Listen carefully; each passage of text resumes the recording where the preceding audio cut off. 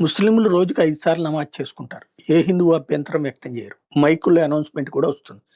అది మైకుల్లోనే ఆళ్ళ ప్రార్థనలన్నీ వినబడుతుంటాయి. ఏ హిందువు దాన్ని తప్పుపట్టడు. తెల్లవారుజామున 5కే 5 గంటల నుంచి ప్రారంభమయ్యి ఆ రాత్రి దాకా జరుగుతూనే ఉంటది. కానీ ఏ హిందువు అభ్యంతరం వ్యక్తం చేయడు. క్రైస్తవులు ప్రతి ఆదివారం కూడా కూటములు పెడతా ఉంటారు. అట్లాగే విడప్పుడు సువార్త సభలని ఇవన్నీ పెడతా ఉంటుంటారు. ఏ హిందువు అభ్యంతరం వ్యక్తం చేయట్లేదు. కానీ కేరళలో హిందువులకు సంబంధించినటువంటి పండగలు జరపడానికి వీల్లేదట. రోజు కూడా భజన చెయ్యాలంటే సుప్రభాతం ఈ రెండిటిని కూడా నిషేధించాలట టెంపుల్స్‌లో. ఇది ఎవరు చెప్తున్నారు తెలుసా? ముస్లింలకు సంబంధించినటువంటి సంస్థలు. ఏదైతే కాంగ్రెస్ పార్టీ అక్కడ స్థానిక ఎన్నికల్లో ఘన విజయం సాధించింది కదా! ఈ సందర్భంగా కాంగ్రెస్ విక్టరీ సెలబ్రేషన్స్ ఎక్కడైతే ఎడవన్న, మలప్పురం ప్రాంతాల్లో ఉన్నటువంటి ముస్లిం లీగ్ ఈ ఓపెన్ స్లోగన్ తీసుకొచ్చి అక్కడ స్లోగన్స్ ఇవ్వడం ప్రారంభించింది. టెంపుల్స్‌లో డివోషనల్ మ్యూజిక్ అనేటటువంటిది ఆపేయాలట.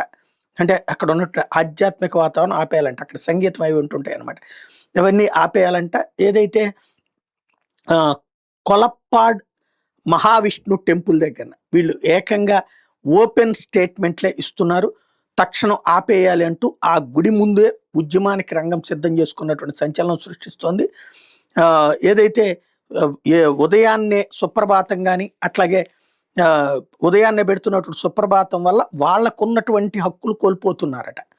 ఏది ముస్లింలకు ఉన్నటువంటి ప్రాథమికమైనటువంటి హక్కులు కోల్పోతున్నారట. పోలీసులు కూడా పర్మిషన్ ఇవ్వడానికి వీల్లేదు అన్నటువంటి స్టేట్మెంట్లు ఇచ్చుకొచ్చారు.